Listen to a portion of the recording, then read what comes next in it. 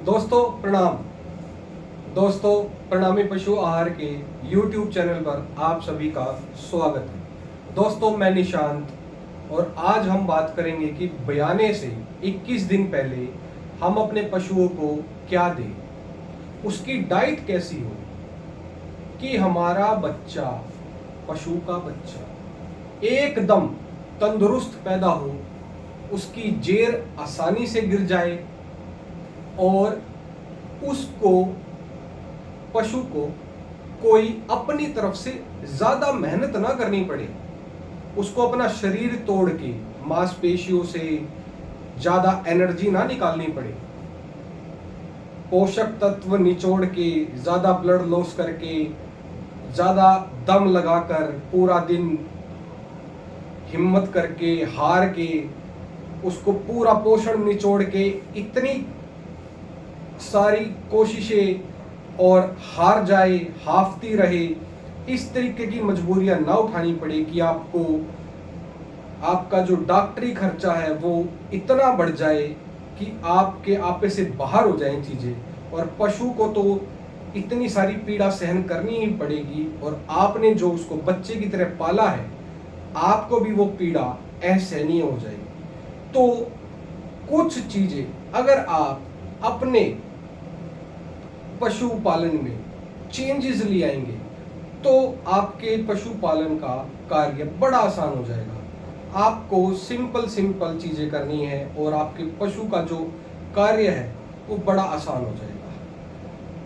आपको बयाने से 21 दिन पहले की आपकी डाइट कैसी हो, उसमें क्या क्या चीजें हो, क्या क्या चीजें ऐड करनी है, वो चीजें मैं आपको बता देता हूँ। उससे क्या होगा, पशु का जो विकास है पूर्णतः हो जाएगा, बच्चे का जो विकास है वो पूर्णतः हो जाएगा और उसकी जेर अच्छी तरह गिर जाएगी। चलिए अब हम शुरू करते हैं। दोस्तों ये है 21 दिन का चैलेंज डाइट। इसको हम चैलेंज क्यों बोलते हैं, सबसे पहले ये समझिए। ये चैलेंज प्रोग्राम इसलिए है क्योंकि अगर ये 21 दिन सफल हो गए ना तो पूरा मिल्किंग पीरियड जो आप बयात के बाद दूध लेने वाले हैं, जो पीक पर जाने वाला है दूध, वो पीक पर जाएगा और जो आपका डॉक्टरी खर्चा है वो कॉस्ट कटिंग होती चली जाएगी। दूध तो आपका पीक पर चला जाएगा और जो आपका डॉक्टरी खर्चा है वो नीचे आता चला जाएगा। इन दोनों बातों को आपको ध्यान में रखना है। दूध के पॉइंट को पीक पर लेके जाना है और डॉक्टरी खर्चे को नीचे लेके जाना है। ये सब कुछ डिपेंड करता है आपके 21 डेज के इस डाइट प्लान पर जो आप अपने इस पशु को देंगे। इसमें सबसे ज्यादा जरूरत क्या पड़ेगी, इसमें सबसे ज्यादा जरूरत पड़ती है हमें ऊर्जा युक्त डाइट की, एनर्जी युक्त डाइट की। जिस डाइट के अंदर सबसे ज्यादा एनर्जी हो, उसके बाद हम दूसरी चीजों पर चर्चा करेंगे। जिस डाइट के अंदर सबसे ज्यादा एनर्जी हो, क्योंकि बयाने में सबसे ज्यादा जो चीज का इस्तेमाल होगा वो ऊर्जा का होगा। वो अपनी शक्तियां जो यूटिलाइज करेगी बच्चे को पैदा करने में, उस ऊर्जा को हमें रीजनरेट करके उसको देना है ताकि वो जब अपने बच्चे को पैदा करे तो उसमें किसी भी तरह की कमी कटौती ना हो। आप इस डायग्राम को समझिए। जब उसके पेट में बच्चा होता है, ये उसके पाचन तंत्र का, पेट का फोटो है, पेट का ये चित्र है। ये पूरे जिस इसमें पेट में खाना जाता है, ये अगर 100% है, 100%, अगर बच्चा 7 महीने का होता है तो इसका साइज सिकुड़ के इतना रह जाता है, इतना, इस पेट का साइज इतना रह जाता है। ये पूरा साइज होता है इसके पेट का, ये सिकुड़ कर इसका साइज इतना रह जाता है। केवल 25% ही मान के चलिए, क्योंकि उसके बच्चादानी में जो बच्चा रहता है वो बढ़ते बढ़ते बढ़ते बढ़ते इसके पेट को, इसकी इंटेंस र्यूमन को बिल्कुल पीछे खींच देता है और अपना साइज बढ़ा लेता है, बच्चादानी के जो साइज को है वो बढ़ा देता है, और इसका जो र्यूमन है उसका साइज बिल्कुल छोटा हो जाता है। आप देखेंगे जो ग्याबिन पशु होते हैं वो कम खाना खाते हैं, उसका रीजन यही रहता है क्योंकि उसका जो जिसमें खाना जो स्टोर होता है उसका साइज ही छोटा रह जाता है। अब आप समझ गए सारी बात को कि पशु खाना लास्ट के 2 महीने में कम क्यों खाता है। जैसे जैसे उसके महीने बढ़ते चले जाएंगे उसका खाना खाने का सिस्टम जो है कम होता चला जाएगा, और उसमें और उसी टाइम में हमें उसको एनर्जी भी पूरी करानी है। ये भी समझिए, आप समझ रहे हैं आप बात।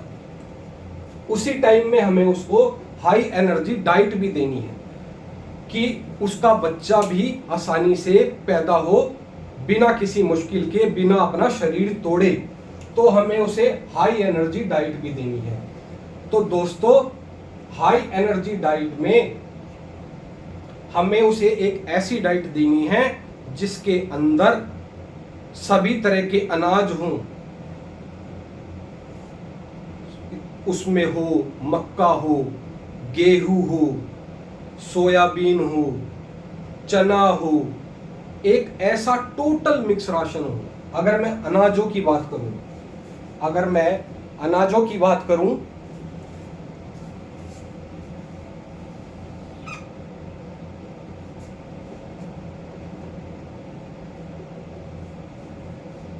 तो उसमें आप मक्का ले लीजिए, चना ले लीजिए, सर्दी है तो बाजरा ले लीजिए, गर्मी है तो जौ ले लीजिए,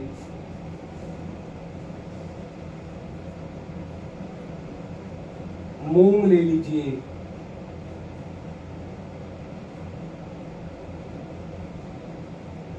ये सारी हाई एनर्जी डाइट्स का काम करेंगे। इसके बाद आप सोयाबीन की खल ले लीजिए,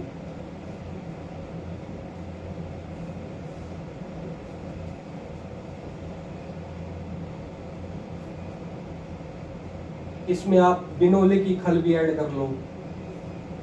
बिनोले की खल की मात्रा सिर्फ 20% से ज्यादा नहीं करनी है, इसका विशेष ध्यान रखना है आपको। आप इसमें बिनोले की खल की जगह सरसों की खल भी ऐड कर सकते हैं।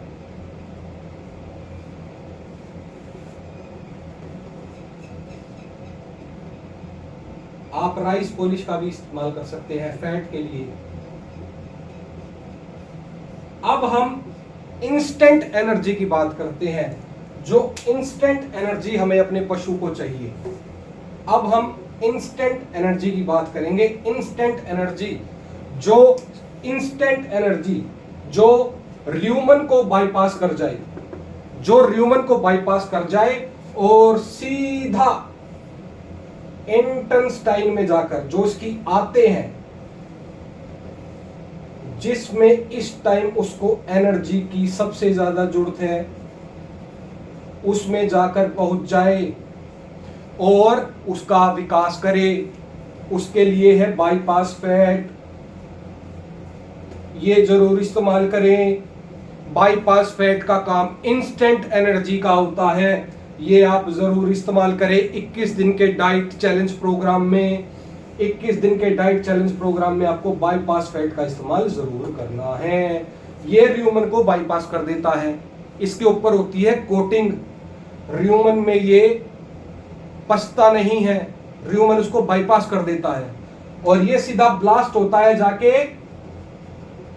इंटेस्टाइन में, और इसको मिलती है इंस्टेंट एनर्जी, ब्लास्टिंग एनर्जी, जिससे आपके पशु को बहुत सारी एनर्जी प्रोवाइड होती है। इन मक्कों से, चना से, बाजरा से तो उसको एनर्जी मिलेगी ही, पर बाईपास फैट अभी 21 दिन में इसको बहुत जरूरी है, बाईपास फैट एनर्जी की। दोस्तों, इस टाइम इसको एंजाइम, क्योंकि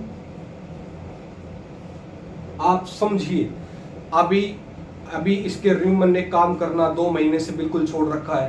पेपिलास का साइज बिल्कुल छोटा है, जो खाना को पचाने का काम करते हैं जो खाने को तोड़ने का काम करते हैं, जो दूध और फैट को कन्वर्ट करने का काम करते हैं, एसएनएफ बनाने का काम करते हैं, ये क्या करेगा, इतने जो बाहरी खाना आपने दिया है इसको, मक्का, चावल, जो बाजरा, इसको पचाने का काम करेगा। जो इसके र्यूमन में माइक्रोफ्लोरा है, इसको बोलते हैं अच्छे जीवाणु।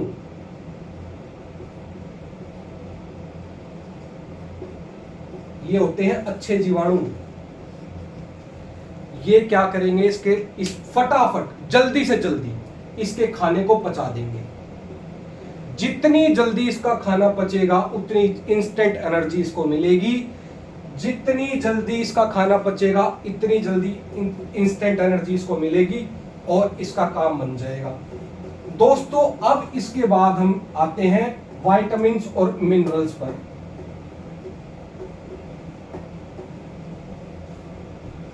दोस्तों विटामिन्स, मिनरल्स प्लस आयुर्वेद, अब हमें इस पर आना है।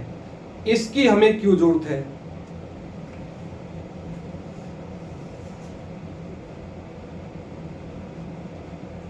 दोस्तों अभी गाभिन मां को भी विटामिन्स, मिनरल्स दिए जाते हैं ताकि उसके शरीर में जितनी भी कमी है विटामिन्स की, पोषक तत्वों की, वो पूरी रहे।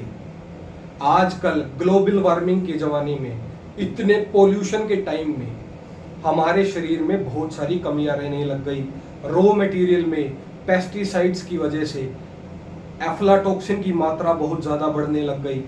तो आपको vitamin A, D3, iron, copper, magnesium, zinc, calcium propionate जैसी आपको सारे विटामिन्स, मिनरल मिक्सचर आपको अपनी पशु आहार की डाइट में, 21 चैलेंज की डाइट में, आपके पशु आहार में जरूर होने चाहिए। आपको मैं एक बात बता दूं, जिंक का होना आपकी पशु आहार की डाइट में बहुत जरूरी है। ये जेर गिरने में बहुत हेल्पफुल है। जेर गिरने में जिंक का बहुत बड़ा रोल रहता है। तो आपको मैं बताना चाहूँगा अपने पशु आहार की डाइट में जिंक का जरूर इस्तेमाल करें। मिनरल मिक्सचर को यूज़ करते हुए जरूर देखें कि इसमें जिंक है या नहीं है। दोस्तों उसके बाद मैं आता हूँ बायोटीन विटामिन H। दोस्तों ये है रामबाण, मॉडर्न साइंस का रामबाण, मॉडर्न साइंस का रामबाण है ये। दोस्तों इसका काम क्या होता है, लवेटी, अडर और लवेटी का जो मास्टर सेल होता है ना, मास्टर सेल, जिससे हम, जो सारे सेलों का राजा होता है, मास्टर सेल, जो लवेटी के जो जीवाणुओं का राजा होता है, मास्टर सेल, उसको एक्टिवेट करता है, उसको चालू करता है, उसको एक्टिवेट करता है ये। तो आपकी डाइट में बायोटीन विटामिन H का होना बहुत जरूरी है अगर आपको एक अच्छा दूध अपने पशु से लेना है। Biotin vitamin H, biotin vitamin H, मैं बार बार नाम ले रहा हूं, biotin vitamin H master cell activate करता है ये। अडर का लवेटी का मास्टर सेल एक्टिवेट करता है ये। इसके बाद अब हम आते हैं ठीकरी नौशादर। ये हमारे आयुर्वेद की रामबाण दवाई है।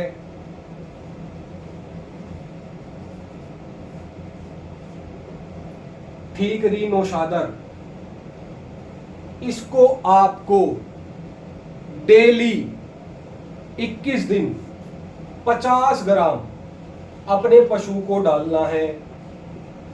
ठीकरी नौशादर किसी भी पंसारी के पास आपको आराम से मिल जाएगी।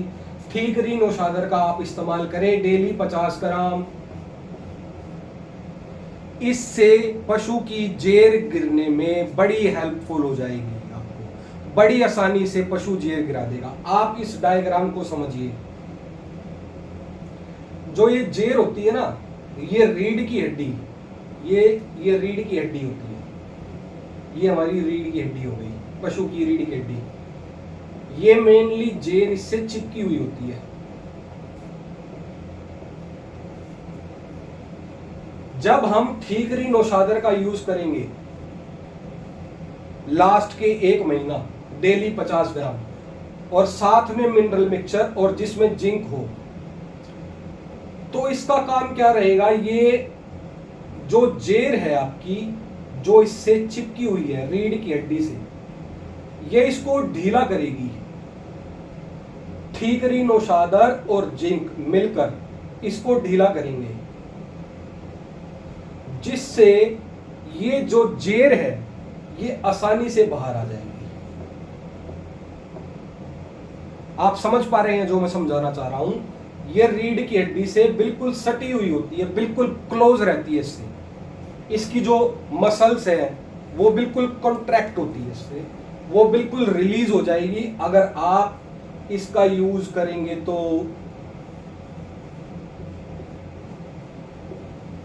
इसके बाद अश्वगंधा, मेथी और हल्दी। अश्वगंधा, हल्दी का तो यूज आपको पता ही है, मैंने अपने पुराने वीडियो में आपको बताया ही है। डेली 10 ग्राम आपको हल्दी का यूज वैसे भी करना चाहिए, और बयाने के केस में तो 10 हल्दी आपको 10 ग्राम डेली अपने पशु को देनी ही है। ये तो एक एंटीबायोटिक डोज है।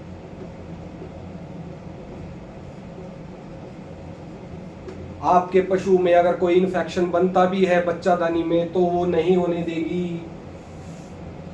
मेथी और अश्वगंधा 100 ग्राम आप यूज करें आपके पशु को हेल्दी रखने में। अश्वगंधा आपके पशु की इम्यूनिटी को बूस्ट करने में, रोग प्रतिरोधक क्षमता को बढ़ाने में हेल्प करेगी। मेथी उसकी मसल्स को बिल्ड करने में हेल्प करेगी। हल्दी उसकी इम्यूनिटी और एंटीबायोटिक का काम करेगी। आयुर्वेद से तो हम दूर हो ही नहीं सकते। तो दोस्तों, ये मैंने बता दिया आपको सारा तंत्र 21 डे के डाइट प्लान में, कि भाई इसमें क्या क्या होना चाहिए। तो दोस्तों, अभी मैंने आपको सारा चीज ये समझाई है कि भाई हमारे 21 डेज चैलेंज डाइट में क्या क्या होना चाहिए। ये 21 दिन पशु के लिए क्यों इतने महत्वपूर्ण है, एक पशुपालक, एक डेयरी पालक के लिए, या फिर कोई भी किसान अपने घर में कोई भी पशु पाल रहा है तो 21 दिन उसके लिए किस तरीके से महत्वपूर्ण है।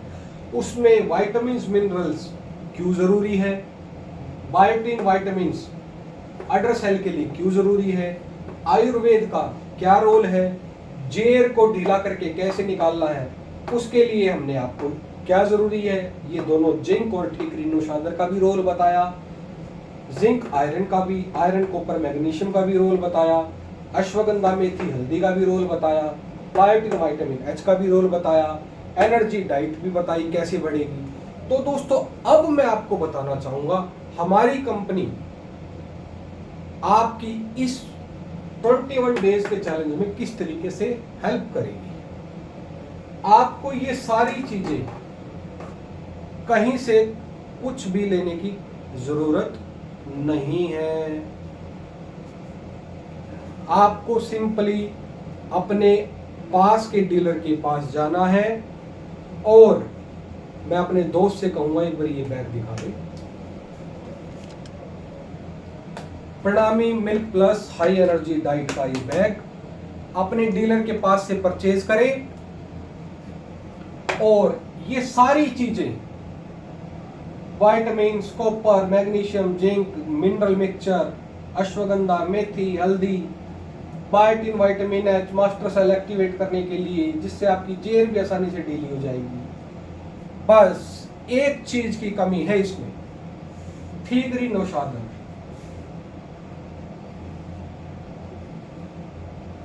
वो हम इसमें ऐड नहीं कर पाए, वो आपको बाहर से परचेज करनी पड़ेगी। आपको ठीकरी, नौशादर का डोज लेना है 50 ग्राम डेली। अपने पशु को 30 दिन ब्याने से पहले डेली 50 ग्राम दें, क्योंकि ठीकरी, नौशादर को हम रेगुलर इस बैग में नहीं डाल सकते, क्योंकि ये जो बैग है, मैं अपने दोस्त को कहूंगा एक बार दिखा दे ये बैग वापस, ये है क्योंकि ये जो हमने ये जो डाइट बनाई है ना ये हमने पूरे साल के लिए बनाई है, हाई पीक एनिमल्स के लिए बनाई है। ये आप बयाने के बाद भी खिला सकते हैं, बयाने से पहले भी खिला सकते हैं। ये हाई एनर्जी डाइट है। इसमें आपको मैं बताना चाहूँगा,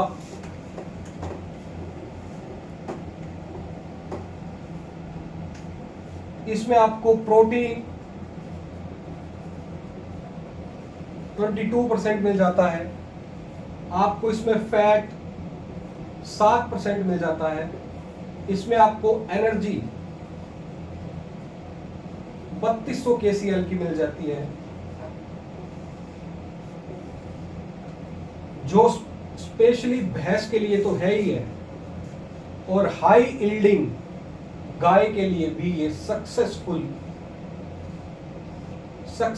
पशु आहार है। तो हमने इसमें ठीकरी नौशादर का यूज इसलिए नहीं करा क्योंकि ये आगे चलकर 30 दिन के बाद इसमें नुकसान दे सकता है पशु को, इसलिए हमने ठीकरी नौशादर का इस्तेमाल इसमें नहीं किया है। तो मैं अपने पशुपालकों से कहूँगा कि भाई ठीकरी नौशादर का आप अलग से यूज करें, 50 ग्राम डेली बयाने से 30 दिन पहले, जिससे आपकी जो जेर है वो पशु आसानी से गिरा देगा। इसी के साथ 21 दिन का जो चैलेंज डाइट है वो कंप्लीट होता है। इस आशा करता हूँ ये जानकारी आपके बड़े काम आई होगी। आप अपने पशुपालक भाइयों के साथ ये जानकारी साझा करें, और इसी के साथ मैं आपसे विदा लेता हूँ। प्रणाम।